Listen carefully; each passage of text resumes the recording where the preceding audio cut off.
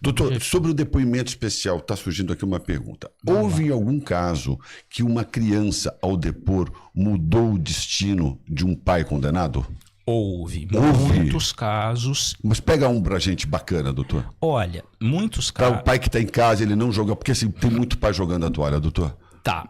A gente precisa ter o mínimo, apesar de eu ter falado mal do judiciário, a gente precisa ter o mínimo de esperança também no judiciário, né? Vamos lá. Essas situações, elas são comuns de falsas acusações de crime sexual ou de má interpretação. Então se faz um boletim de ocorrência, né? Aí se abre uma investigação e quando começa essa investigação, vão se apurando os fatos, vão se chamando as testemunhas e as pessoas vão dando a oitiva.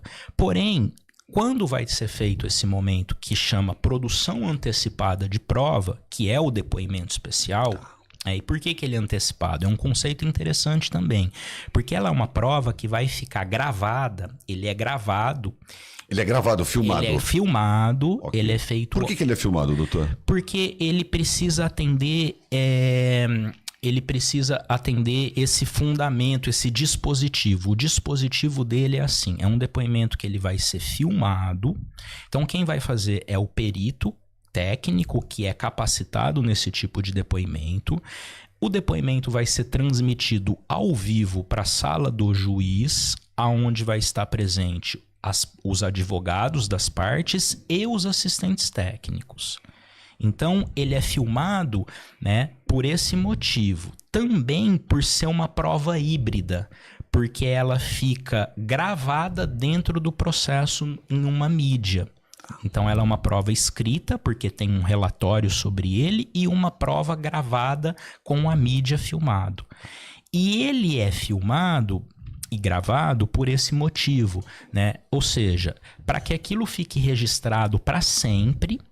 E para evitar a criança precisar dar um segundo depoimento. Que interessante. Muito interessante esse conceito. Evita o sofrimento da criança. Exatamente. Muitas pessoas não se atentam que o conceito é justamente esse. Poupar a criança. Não só poupar, poder usar a prova no futuro. Tá.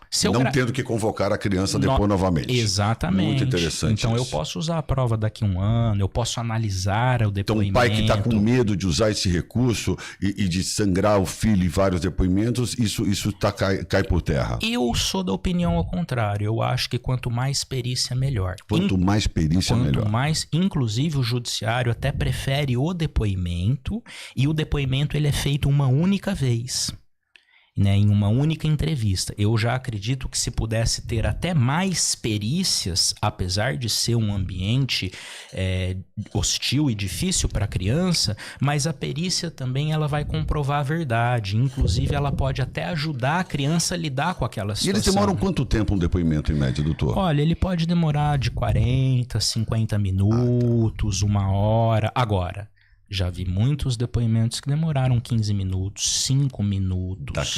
Da criança. Então, é aquilo que eu tô dizendo, assim, uma estrutura muito ruim. E muitas vezes esses 20 minutos são suficientes para tirar uma dor. Eles são suficientes porque ele tem um protocolo que é investigativo. Então, o que ocorre? É muito importante que seja feito esse depoimento e já vi até sem eu precisar intervir, né? Porque muitas vezes o nosso trabalho acontece quando nós podemos fazer a análise daquele depoimento. É aí que nós apresentamos o contraditório. Mas também já vi muitos casos, em menor proporção, uma porcentagem menor, em que com o próprio perito ele conseguiu tirar da criança ali justamente demonstrar que não era verdade. E já houveram vários depoimentos em que a própria criança ali com o perito falou: olha, isso aqui não aconteceu, isso aqui minha mãe falou para eu falar dessa maneira. Isso é comum, isso acontece. É comum? É comum. E aí o depoimento, ele é justamente para essa finalidade. E quem induz mais a criança a mentir, o pai ou a mãe? Olha, vamos lá, doutor. Estatisticamente, então vamos aí para onde vocês querem chegar. Mata a nossa Estatisticamente, a gente sabe que é a mulher nesses casos. Ah, muito bem. E sem contar que muitas vezes ela faz a criança mentir e mente também, né? Junto. A criança acaba acreditando na mãe, Porque a mãe tá mentindo. Exatamente. E aí a mãe tá mentindo, a criança pensa que é verdade. É isso que é a formação daquilo que a gente chama de falsa memória. Falsa memória, Aí né? é uma falsa memória. Falsa memória.